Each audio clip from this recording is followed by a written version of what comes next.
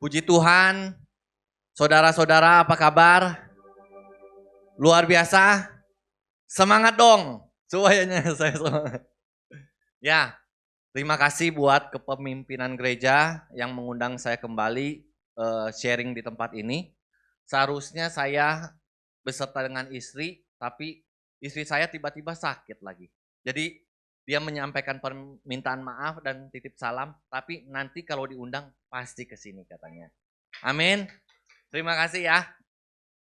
Nanti diundang sendiri aja. Nah, saya dikasih tema tentang tuayan. Ini tema yang bikin saya dulu wajib lapor kayak Roy Suryo.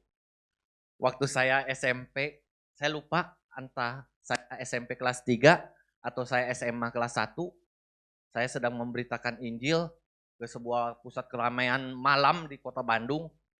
Kena polisi deh saya ditangkap. Jadi harus wajib lapor kayak Roy Suryo ya. Nah, ketika saya mempersiapkan saudara-saudaraku bahan ini, Tuhan berbicara kepada saya, malah berbicara kepada saya. Ada sesuatu yang hilang yang selama ini biasa saya lakukan, tapi jarang saya lakukan. Jadi saya perlu bertobat. Jadi saya kayaknya dikasih kesempatan untuk bicara kepada saya sendiri ini.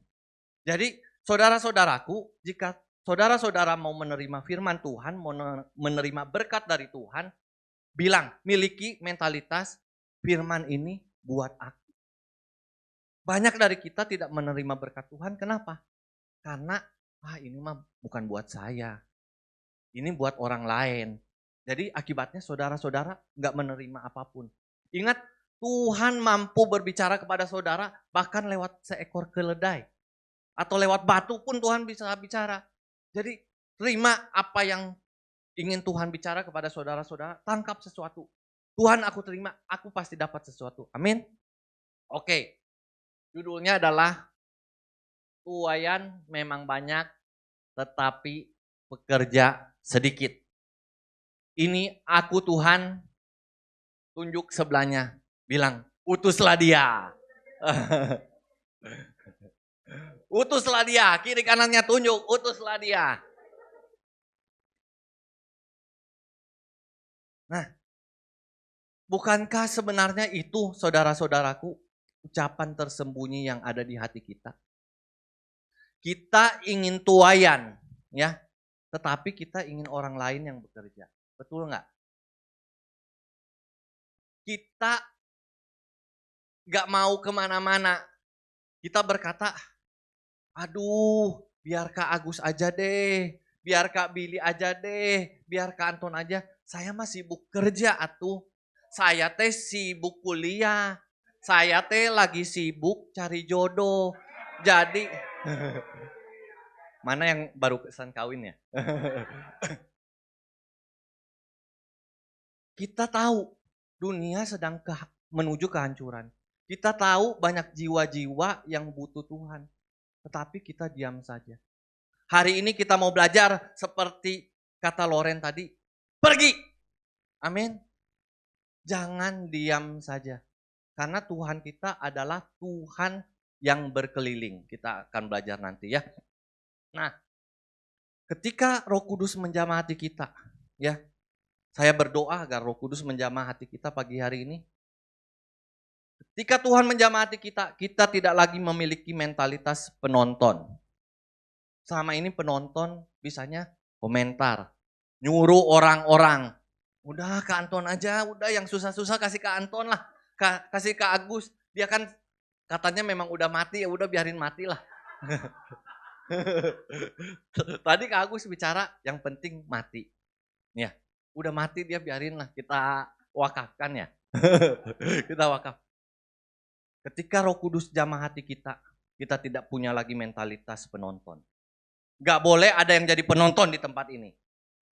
Seberapapun yang hadir, kita tidak boleh jadi penonton. Tetapi ketika Roh Kudus menjamah, kita akan menjadi orang sukarelawan yang berkata, Tuhan, ini aku, utuslah aku. Tuanya banyak, tapi pekerjanya sedikit. Mentalitas kita gak boleh lagi suruh-suruh orang, amin. Apapun pekerjaan Tuhan, kita lakukan. Oke? Berikutnya, saya akan masuk ke firman Tuhan. Bagaimana ya?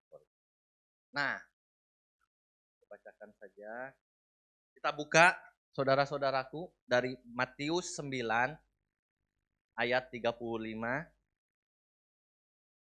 sampai Matius 10 ayat 8. Saya lompat-lompat ya, banyak bagian yang saya lompat ya. Ayat 35, demikianlah Yesus berkeliling ke semua kota dan desa. Saudara-saudara percaya bahwa Tuhan Yesus adalah role model kita? Teladan kita? Mau kita ikuti teladannya? Mau menjadi pengikut Kristus? Amin. Dikatakan, demikianlah Yesus berkeliling ke semua kota dan desa. Artinya apa? Tuhan Yesus tidak duduk manis. Siapa di sini yang masih duduk manis? Oh, udah nyaman hari Minggu kena AC.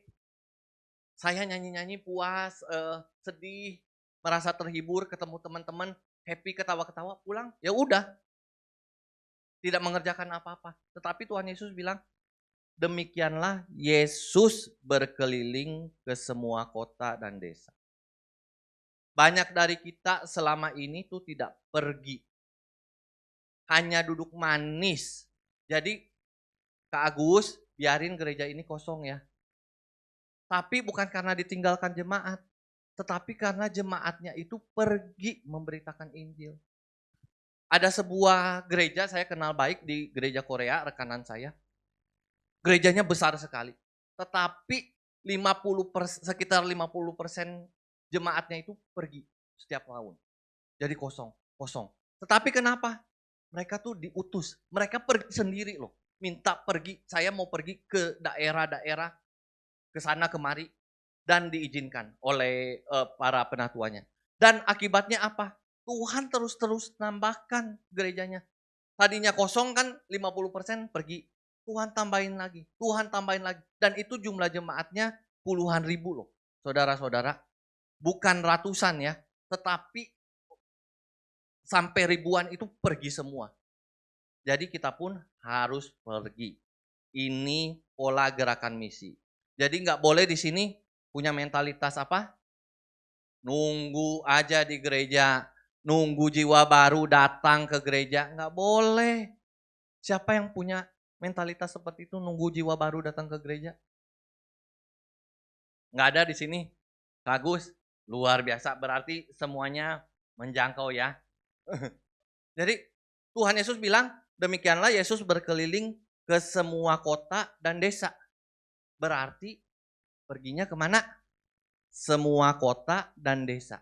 Tidak ada daerah yang terlalu sulit untuk dijangkau. Tidak ada daerah yang terlalu jauh untuk dijangkau. Ya. Semua kota dan desa. Masalahnya kita itu, saudara-saudaraku, seringkali melayani hanya pikir apa yang menguntungkan buat saya. Apa yang nyaman buat saya. Kalian gak mau keluar dari zona nyaman. Tapi kalau kalian mau tadi bicara, aku mau menjadikan Yesus teladanku, aku mau berkeliling ke semua kota dan desa.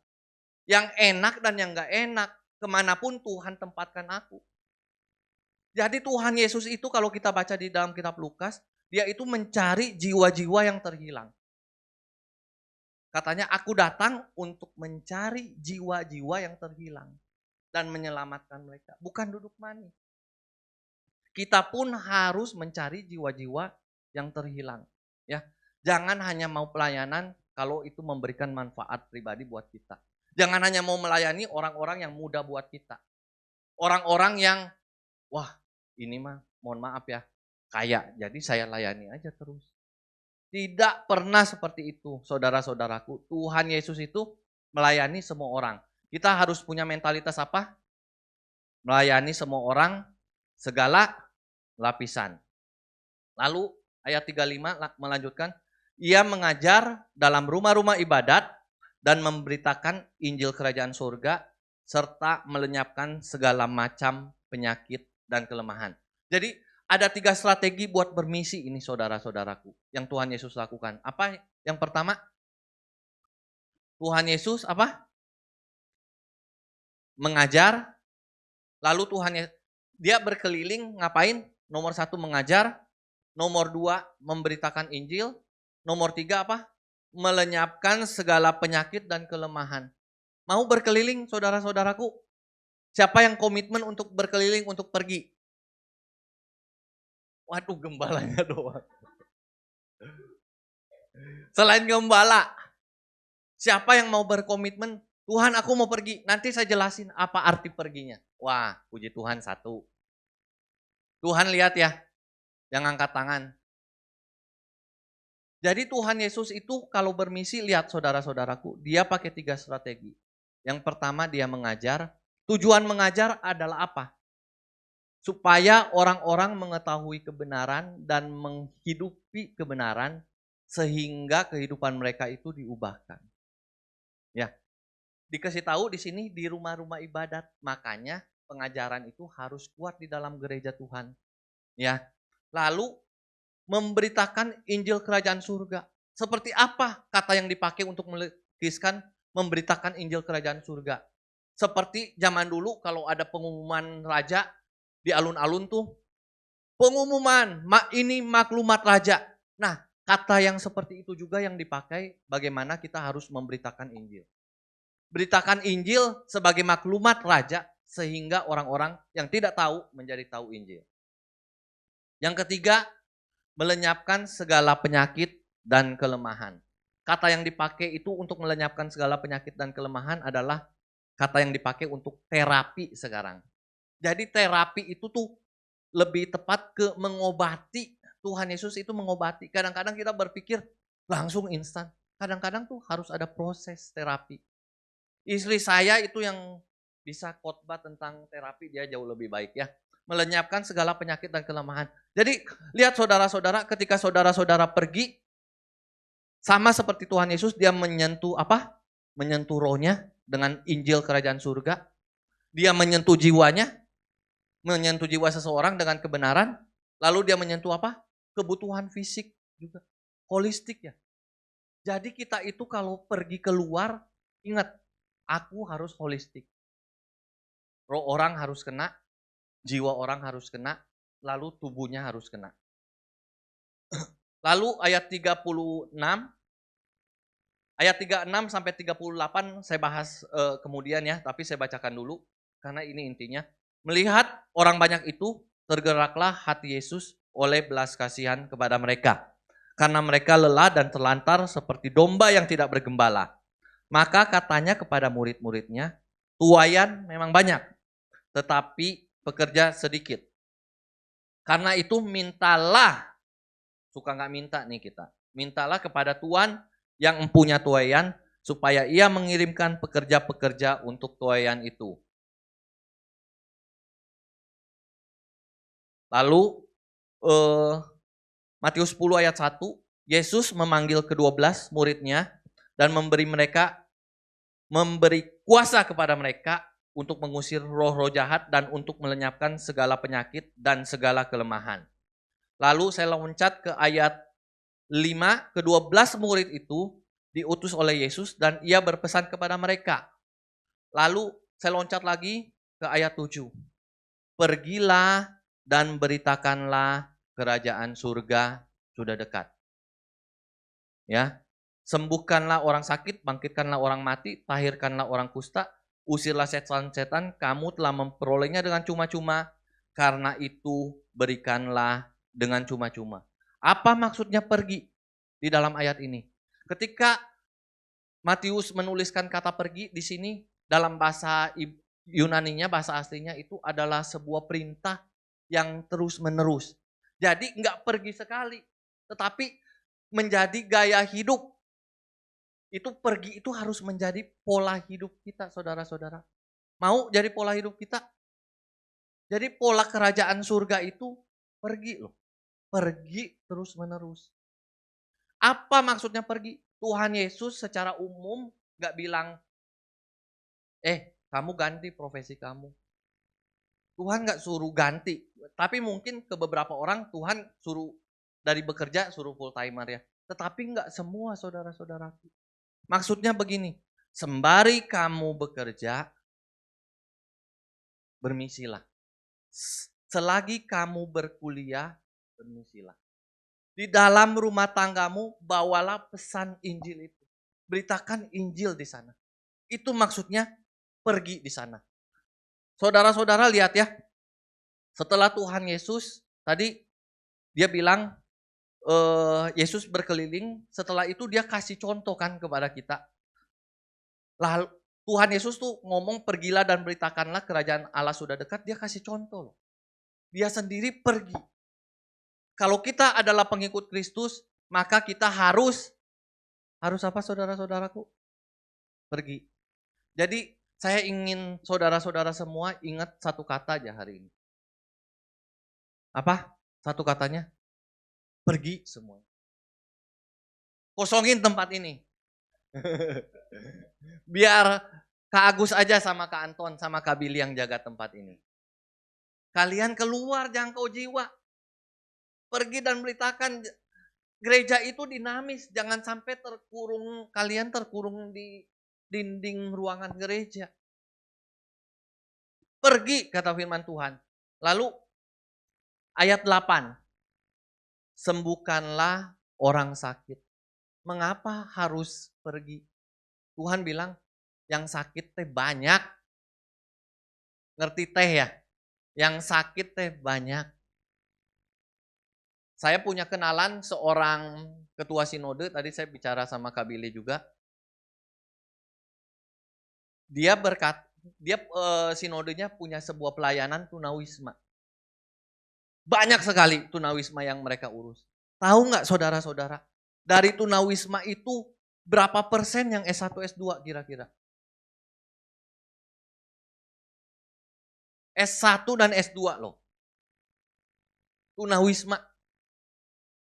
Mereka tuh butuh Kristus. Kadang-kadang kita, takutlah, repotlah. Karena kalian itu nggak mau pergi. Tuhan bilang pergi. Saya kasih tahu, yang tunawisma itu 25-30%. S1, S2. Lalu salah satu jemaat dari mereka adalah kepala kejiwaan di sebuah rumah sakit besar di Bandung. Setiap hari katanya sekitar 30 orang datang untuk diperiksa. Kira-kira yang S1, S2-nya berapa lagi? Berapa persen saudara-saudara? Ada yang mau coba tebak nggak? 30% S1 dan S2. Banyak yang depresi, banyak yang mau bunuh diri. Salah satu penyebabnya apa? Pinjol. Jadi mereka benjol. Nggak ada kan yang pinjol di sini? Kalau yang pinjol segera bertobat, minta Tuhan benar-benar pulihkan segera ya. Dia mampu saudara-saudara. Jangan sampai saudara masuk ke dalam lubang yang ini, di mana saudara nggak bisa bangkit. Ya, jangan pinjol. Nah, tadinya istri saya juga mau bawakan ini, saya bawakan singkat saja. Penduduk Indonesia jumlahnya 280 juta. Banyak nggak 280 juta? Jadi jangan bilang tuayannya nggak ada Tuhan, saya nuai kemana? Tuayannya banyak, nggak usah ngomong dunia dulu. Indonesia aja, Bandung aja, Jakarta aja berapa? Di Indonesia 280 juta jiwa. Tahu yang menderita depresi berapa persen dan gangguan kesehatan mental? Berapa? 10%-nya. Berarti 28 juta orang itu menderita gangguan mental dan depresi. Tahu jumlah anak mudanya berapa persen dari 28 juta itu? 40%. Apakah dengan mengetahui ini data resmi loh ya, bukan ngarang-ngarang. Apakah setelah mengetahui data ini kita mau diem saja? Kata Tuhan banyak loh jiwa. Gampang banget menuhin sisi Bekasi tuh gampang banget kata Tuhan. Masalahnya kita nggak mau pergi, terlalu nyaman di dalam. Dan tahu dari 40% pemuda tadi yang depresi, Berapa persen yang berupaya bunuh diri? Kira-kira berapa persen? 10%. Sudah baca ya? Belum. 10%, karena benar semua. Bayangkan saudara-saudara, apakah saudara-saudara nggak punya hati Tuhan untuk mereka? Jangkau mereka, kita akan belajar tentang tuayan ya. Lihat, tadi setelah Matius 9:35-8 masuk Matius 10 ayat 1 sampai 8 tadi ya. Nah, saudara-saudara lihat di Matius 9, orang-orang yang disuruh berdoa untuk tuayan, kemudian apa? Di pasal 10 mereka menjadi pekerja, betul? Jadi harus dimulai dari apa? Dari doa dulu saudara-saudara. Lihat deh, kan Yesus di pasal 9 berbicara kepada murid-muridnya, berdoalah ya, katanya. Berdoalah kepada Tuhan yang mempunyai tuayan itu supaya ia mengirimkan pekerja-pekerja. Di pasal 10-nya, orang-orang yang mendengarkan itu diberikannya jadi pekerja. Jadi yang harus kita lakukan pertama-tama, saudara-saudaraku, berdoa. Kak Agus, Kak Anton, Kak Billy, ayo ajak jemaatnya untuk berdoa, untuk punya hati Tuhan buat jiwa-jiwa. Karena hati Tuhan itu tuh jiwa-jiwa, bukan yang lain. Terus lihat yang kedua apa yang terjadi.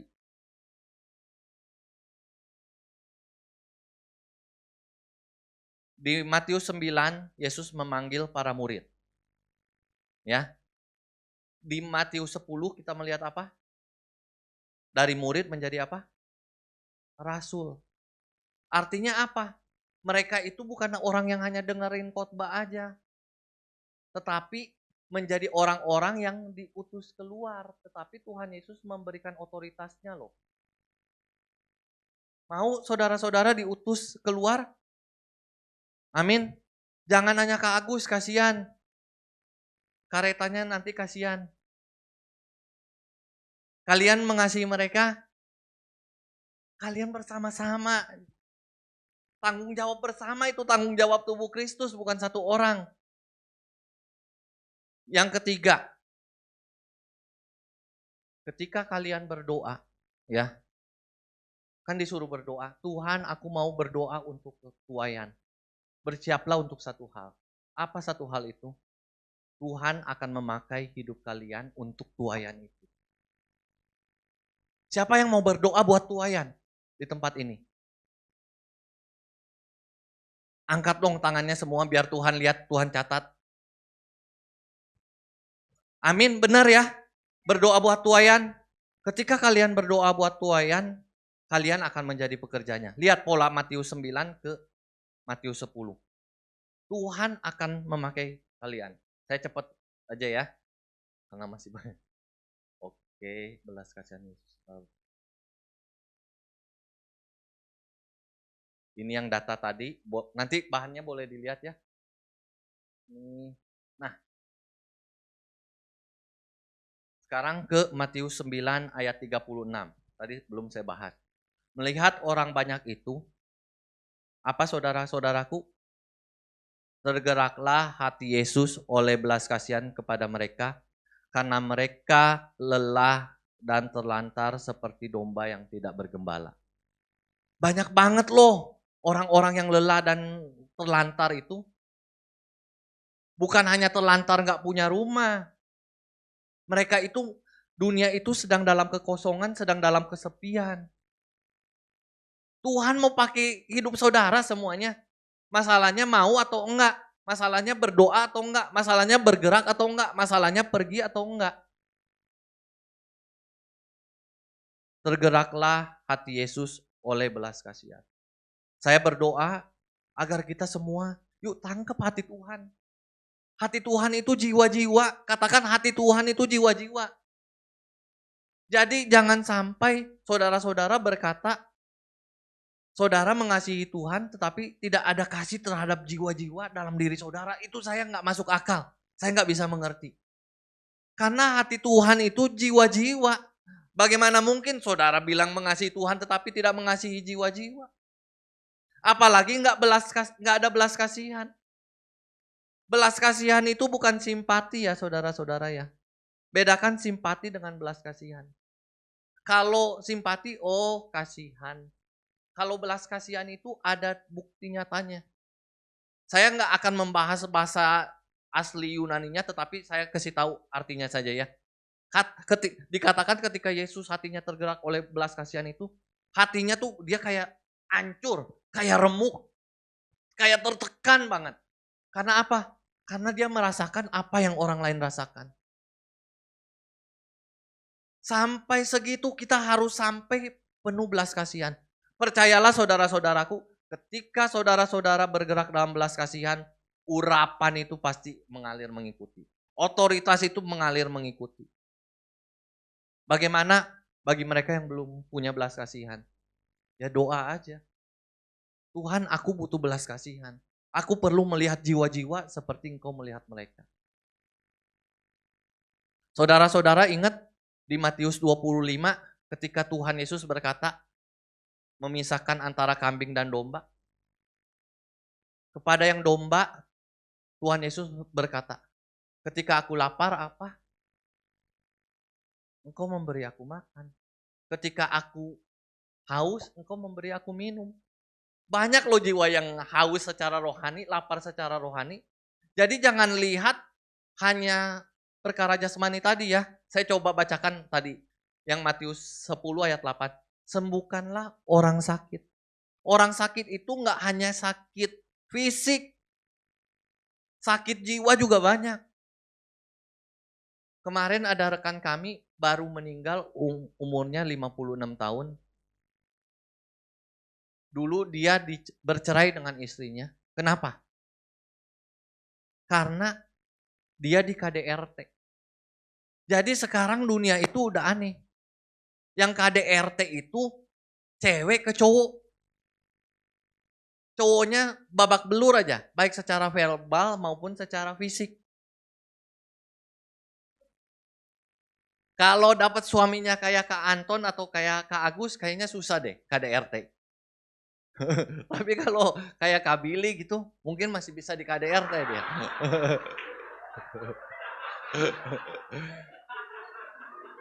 Ini ukuran fisik. Ini ilustrasi ya, ilustrasi. Enggak, ilustrasi aja, ilustrasi. Bayangkan seperti itu, saudara-saudaraku. Banyak yang sakit. Tugas kita adalah disuruh sembuhkan. Kalau Tuhan suruh itu dia kasih otoritasnya. Katanya aku menyertai kamu sampai kepada kesudahan zaman. Artinya apa? Ketika kita mendoakan orang sakit, Tuhan tuh beserta dengan kita. Otoritasnya ada bersama dengan kita. Yang bekerja tuh Tuhan, gak usah takut. Sembuhkan orang sakit. Sakit apa? Fisik, jiwa, sakit rohani. Lalu bangkitkanlah orang mati. Banyak banget orang mati sekarang. Orang mati perasaan juga bisa dibilang orang mati ya. Orang gak punya perasaan. Betul gak? Orang mati rohani, mereka yang tersesat, itu disuruh bangkitkan loh. Tahirkanlah orang kusta. Artinya apa? Tuh, banyak yang hidup di dalam dosa. Tahirkan lewat pemberitaan firman Tuhan. Usirlah setan-setan. Kamu telah memperolehnya dengan cuma-cuma. Karena itu apa? Berikan pula dengan cuma-cuma. Kalau kita tidak memberikan apa yang sudah Tuhan kasih kepada kita, itu namanya apa? Bocengli. Kata Roy Suryo, juahat. Gitu kata Roy Suryo. Ingat saudara-saudaraku, saya bukan penggemar Roy Suryo ya. Saya hanya sering mengikuti Roy Suryo aja. Nah, saudara-saudaraku, Sampai mana tadi saya jadi lupa. Gara-gara ngomong sampai jahat ya. Nah, saudara-saudaraku, kalian itu adalah produk kasih karunia Tuhan. Siapa di sini yang merasa aku adalah produk kasih karunia Tuhan? Amin. Semua percaya bahwa kalian adalah produk kasih karunia Tuhan. Tetapi saya kasih tahu, kalau kalian adalah produk kasih karunia Tuhan, bukankah seharusnya yang keluar kasih karunia Tuhan juga kepada orang lain? Kalau kasih karunianya nggak nyampe kepada orang lain, tanya dong. Ada sesuatu yang aneh nggak dengan kehidupan kekristenan saya? Seperti tadi saya bilang, hati Tuhan itu jiwa-jiwa. Kalau tidak ada kasih kepada jiwa-jiwa, boro-boro kasih simpati juga nggak ada. Nu aya mah geuleuh. Tahu nggak nu aya ge geuleuh? Yang ada juga kesel, sebel. Nggak ada kasih kepada jiwa-jiwa. Yuk datang sama Tuhan. Tuhan mampukan aku karena hatimu itu jiwa-jiwa.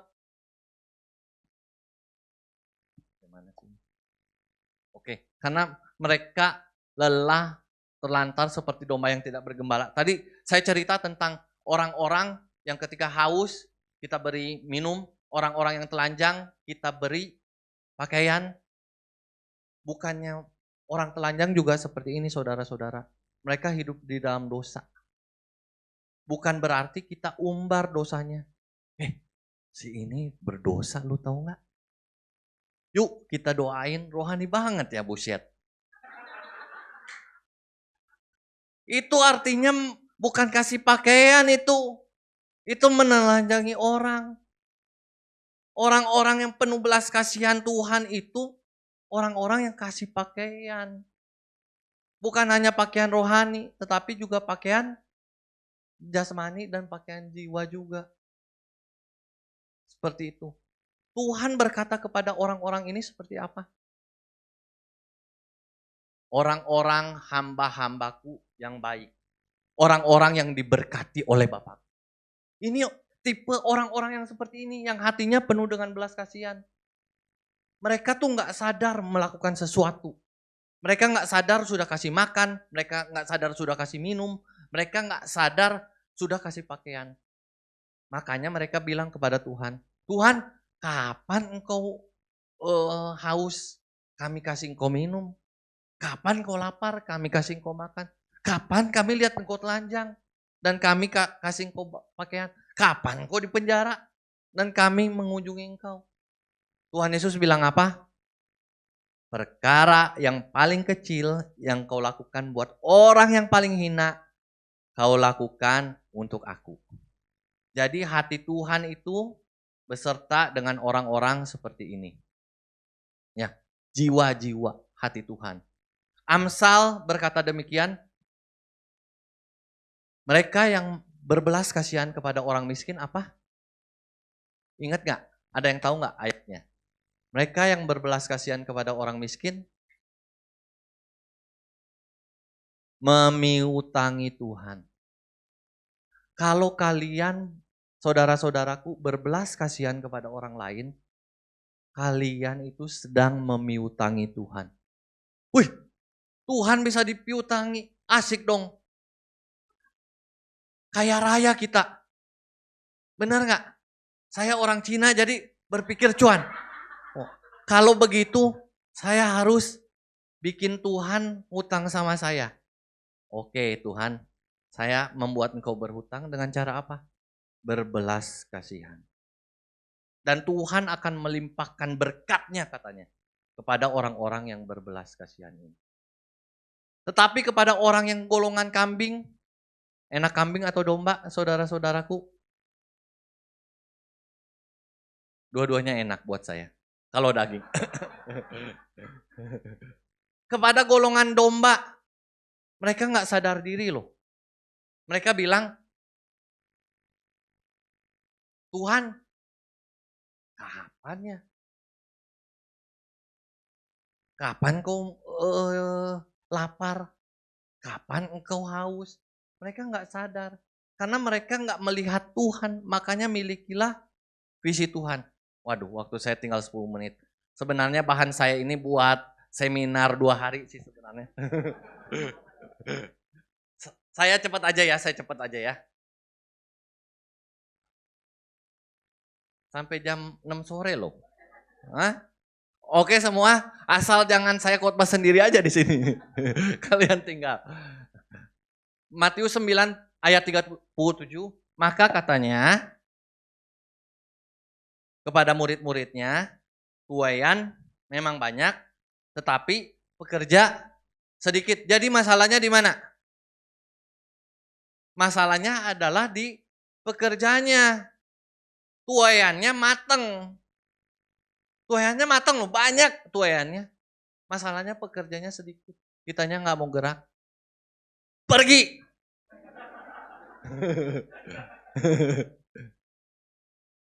Saya senang sekali tadi Loren kesaksian. Wah udah dia sekalian khotbah tadinya saya pikir. Ya. Itu kan mewakili banget ya. Tuaian memang banyak tetapi pekerja sedikit.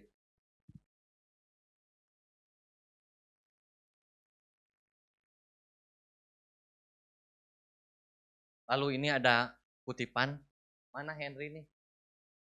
Hebat, luar biasa. Dia udah bisa bikin kutipan terkenal sekali.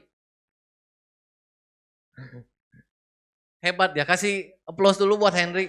Jagoan sekali dia. Jadi suruh Henry khotbah ya minggu depan. Kata Henry, Henry berkata, udah punya pacar belum si Henry? Oh belum. Jadi Henry luar biasa bikin kutipan. Kutipannya menyentuh sekali, jadi kalau kalian berpacaran sama Henry tuh untung banget. Dibilang, Injil bukanlah berita baik jika sampai terlambat. Ya, tuaian itu ada masa waktunya, saudara-saudara. Kalau nggak dituai, dia membusuk. Kalau kalian tidak menuai orang-orang yang sudah siap, yang Tuhan sudah siap. Tuhan sebenarnya sudah utus kalian ke orang-orang itu. Tetapi kalian nggak pergi, merasa nyaman. Akibatnya orang itu akan hidup di dalam dosanya, jadi membusuk. Koko Henry bilang gini, Injil bukanlah berita baik jika sampai terlambat. Betul nggak? Udah terlambat, orangnya udah mati, masa kita beritain Injil? Udah percuma. Kita sedang berada dalam perlombaan melawan waktu demi jiwa-jiwa. Hidup Henry. Nah, ini penting. Memahami tuaian. Ini boleh difoto kalau kau bisa. Harus diingat. Jadi kalau saudara-saudaraku ingin memahami tuaian, pahami 3 hal ini. Nomor 1, tuaiannya. Nomor 2, pekerjanya. Nomor 3, tuaiannya kekal. Berarti ada tuaian, ada pekerja, ada ladang. Tuhan Yesus bilang di Yohanes 4 ayat 35. Lihat, lihat, lihat. Lihat, woi, lihat. Lihat ke sini. Jangan lihat ke HP, lihat, katanya. Tuh, lihat. Tuaiannya sudah menguning. Ulah ulin HP wae, kata Tuhan Yesus. Ulah streaming wae. Ulah scrolling wae. Tuh lihat tuaian. Lu scrolling berjam-jam waktu. Beritakan kebaikan Tuhan saja bersaksi 5 menit gak mau. Woi, bangun, sadar. Yang pertama ada tuaian. Nomor 2 ada pekerja. Ini yang masalahnya, pekerjanya hanya sedikit. Nomor 3 ladang. Punya siapa saudara-saudara? Tuaiannya punya siapa? Punya siapa tuaiannya? Punya Tuhan. Ladangnya punya siapa? Punya Tuhan. Jadi urusannya urusan siapa? Urusan Tuhan. Jadi untuk hasil itu selalu milik Tuhan. Ingat ya saudara-saudara, boleh diingat-ingat ini. Penting sekali sebuah prinsip rohani. Hasil itu selalu milik Tuhan. Proses itu adalah bagian manusia. Ingat, Allah itu selalu bekerja sama dengan manusia. Ada bagian Allah, ada bagian manusia.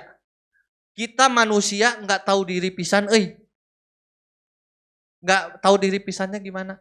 Nomor satu, mau melakukan apa yang bagian Allah. Tetapi kita nggak mau melakukan yang bagian manusianya. Kemplang aja. Tuayan banyak, pekerja sedikit, ladangnya milik Tuhan. Nah, kata pekerja ini yang menarik. Pekerja itu bukan orang yang berdasi, pakai jas, oh ganteng gitu ya. Kayak Kak Anton, wah ganteng, pakai bajunya kayak gitu. Bukan, saudara-saudara. Arti pekerja di sini itu buruh tani yang siap capek, yang siap lelah. Itu pekerjanya tuh untuk memahami tuayan. Pekerja itu harus mengeluarkan 3 air. Tahu 3 air? Saya sebutnya 3 air. Darah, apalagi? Keringat, satu lagi, air mata. Bukan air liur ya saudara-saudara. Yang harus keluar itu darah. Pekerja itu ngeluarin darah, air mata, dan keringat. Itu yang pekerjanya sedikit. Kalau pekerja asal-asalan mah ngaku pekerja banyak. Tetapi pekerja yang siap mati, siap capek, siap berkeringat, siap kotor-kotoran. Itu teh harus kotor-kotoran. Mau saudara-saudara dikirim kemana? Loren, kemarin dikirim kemana? Mau siapa yang mau dikirim ke Pulau Obi? Serius nih saya tanya nih. Nggak boleh dia tapi. Ya Bes mau. Nah inilah yang dikatakan, inilah aku Tuhan utuslah dia. Nah kalian berarti baru dengar firman nggak jadi pelaku ini. Berarti saya gagal. Ya, karena sudah gagal saya selesai saja. Enggak. Ini waktunya masih ditambah ya. Ini slide berapa ya? Slide berapa sih ini? Henry? 9 dari 30. Kan kata saya. Ini seminar 2 hari soalnya. Lanjut ya, sedikit lagi. Ini keluarnya Mas Henry terus ya. Karena itu mintalah kepada Tuhan yang punya tuayan supaya ia mengirimkan pekerja-pekerja untuk tuayan itu. Jadi doa saudara-saudaraku, Tuhan utus aku. Dan tolong kirim pekerja yang mau keluar. Kak Agus doa untuk pekerja. Kalau perlu jemaat di sini tendangin aja. Keluar, pergi kamu dari sini. Bukan diusir ya. Supaya mereka keluar melangkah. Gereja tuh terlalu nyaman loh, benar terlalu nyaman. Kayak tadi, Yesus berkeliling ke semua kota dan desa. Yang gak nyaman juga dia mau. Saya pernah ada sebuah kesaksian, saya pergi ke Batam. Siapa pernah ke Batam? Wah enak ya, pelayanan di Batam, deket Singapura gitu ya. Pikirnya. Bukan saudara-saudaraku, saya ke Batam adalah ke kepulauan, salah satu kepulauan di Batam. Naik boat hujan-hujan, gelombang besar, nggak pakai pelampung. Saya sampai ngomong, Tuhan, aku teh belum punya cucu. Tapi itu harga yang dibayar untuk jiwa-jiwa. Kalau di dalam hati kita ada kasih kepada jiwa-jiwa, kita akan melakukan. Kita akan keluar darah, keluar keringat, keluar air mata. Keluar dana juga. Air liur enggak? Ya. Kita nanti berdoa buat ini. Nah, ini saudara-saudaraku. Lihat gambar apa di sini? Wah, ladangnya luar biasa. Benar, ladangnya luar biasa banget di sini. Buahnya menggiurkan semuanya. Tetapi apa yang terjadi? Pekerjanya hanya 2. Banyak ini buat apa? Nggak ada gunanya. Busuk semua itu. Karena nggak ada pekerja.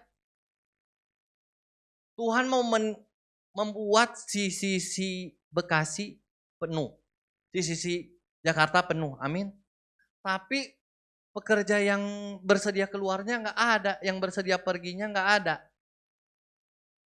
Jadi pergi. Ayo.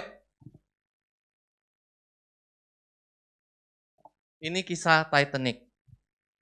Waktu Titanic nabrak gunung es ya, dilempar 20 sekoci. Tahu sekoci ya?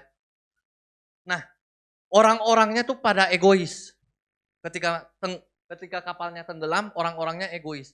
Satu sekoci itu mestinya bisa diisi oleh beberapa orang. Tetapi karena mereka egois, mereka nggak mau ngambil orang-orang yang tenggelam di sana. Hanya ada satu kapal sekoci yang kembali narikin orang yang tenggelam, dicariin, dinaikin. Sisanya sekocinya nggak penuh. Mereka egois, mikirin diri sendiri. Apakah di tempat ini seperti itu? Nggak mau tahu sama jiwa-jiwa. Yang penting aku sudah selamat. Yang penting hidupku bahagia. Yang penting rumah tanggaku aman-aman saja. Yang penting aku sudah nikah minggu lalu.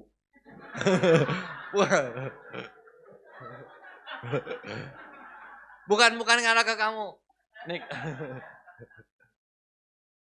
Lihat, ini jiwa-jiwa sedang tenggelam di lautan luas, saudara-saudara. Maukah saudara-saudara bawa sekocinya? Sekocinya kan dilempar dari atas oleh Tuhan. Samperin dong yang sedang tenggelam. Masa kalian memikirkan diri sendiri? Oke. Oh, benar, ini sampai jam 6 sore. Bagus. Saya kasih sedikit saja ya. Bagaimana mengembangkan hati untuk tuayan. Ini bahan buat diskusi aja deh. Karena waktunya betul-betul udah gak keburu. Nomor 1, kalian harus punya visi. Visi adalah bagaimana Tuhan melihat jiwa-jiwa. Apa yang Tuhan pandang terhadap sesuatu. Masalahnya kadang-kadang kita gak punya visi karena apa? Karena kita terlalu sibuk. Karena kita terlalu sibuk, kita jadi gak lihat kebutuhan akan jiwa-jiwa. Jadi datang sama Tuhan. Ini kunci untuk tuayan. Lalu ada doa, ada ketaatan, ada belas kasihan, ada pengorbanan. Ini bahannya saya share aja nanti ya. Karena betul-betul gak keburu. Saya ajak teman-teman semua praktek satu hal yuk. Sekarang praktek satu hal aja.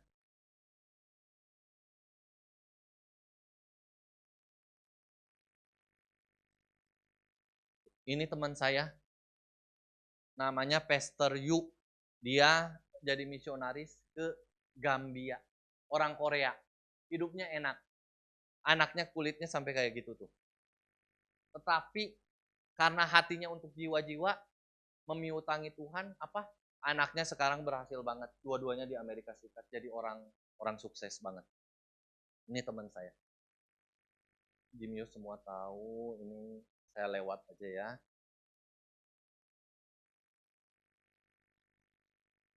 Kok mundur ya? Saya sengaja sih. Pengen ngecek apakah saudara-saudara masih konsentrasi atau enggak. Nah, aplikasi praktis. Nomor 1, yuk berdoa. Nomor 2, yuk keluar dari zona nyamanmu. Mau? Kalau sampai nggak bisa keterlaluan, udahlah, dukung pekerja yang di garis depan.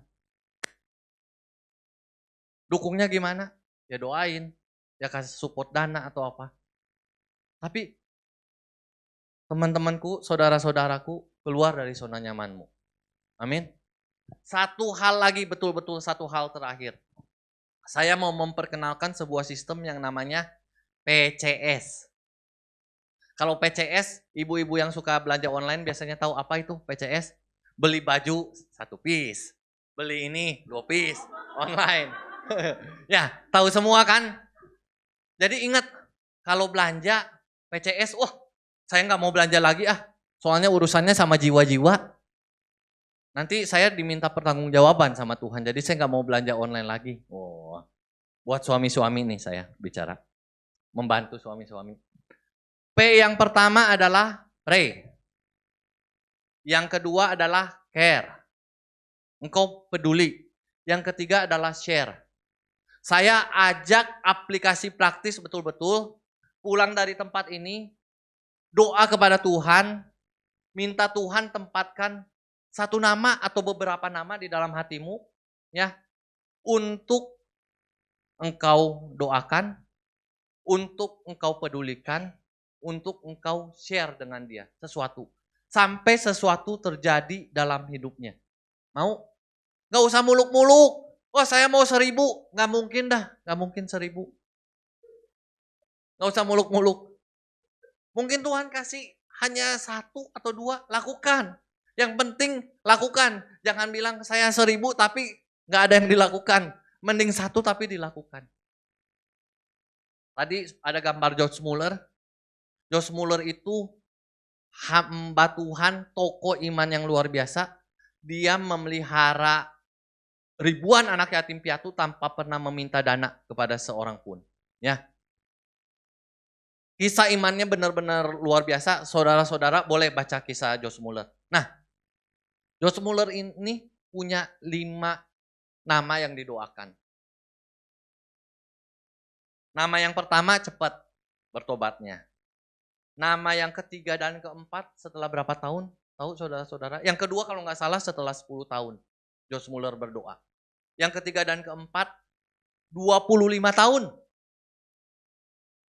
Yang terakhir, yang kelima, bertobat nggak kira-kira? Bertobat tetapi setelah didoakan 68 tahun. Berdoa. Kita seringkali gak dapatin sesuatu karena kita gak doa. Mau ya saudara-saudaraku? Oke, kita berdoa saat ini. Tuhan, kami mengucap syukur untuk kita berdiri yuk semuanya.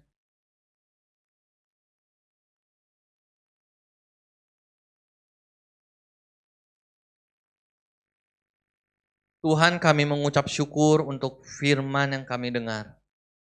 Jadikan kami pelaku-pelaku firman-Mu Tuhan.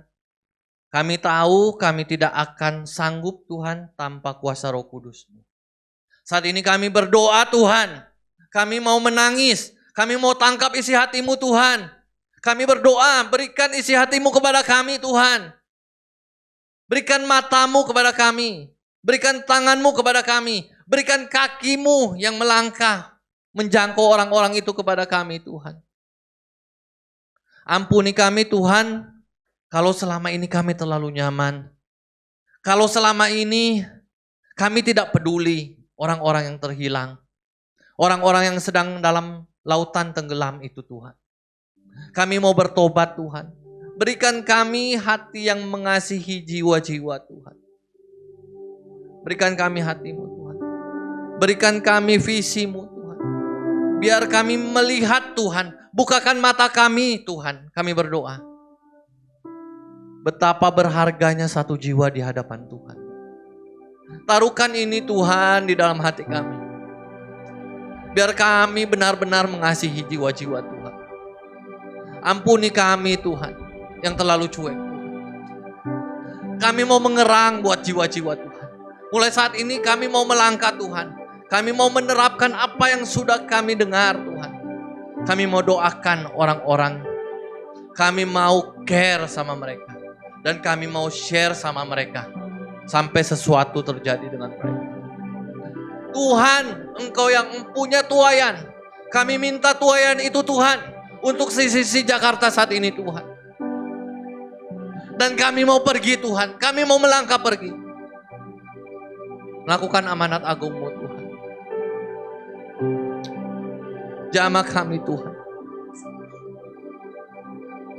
Berikan hati-Mu Tuhan. Buka mata kami Tuhan untuk melihat akan kebutuhan manusia yang begitu besar. Terima kasih Bapa, hamba-Mu selesai berbicara, tetapi Roh Kudus akan terus berbicara. Mengingatkan setiap firman Tuhan. Tidak ada firman yang kembali dengan sia-sia Tuhan. Roh Kudus materaikan setiap kebenaran. Ubahkan kehidupan kami Tuhan. Dan yang terpenting jadikan kami pelaku firman. Terima kasih Bapa. Kami serahkan sisa kebaktian kami ke dalam tangan-Mu. Kami mengucap syukur. Ketika kami pulang Tuhan, kami tahu ada api yang baru. Ada sesuatu yang terjadi yang mengubahkan kehidupan kami. Di dalam nama Yesus kami berdoa dan mengucap syukur.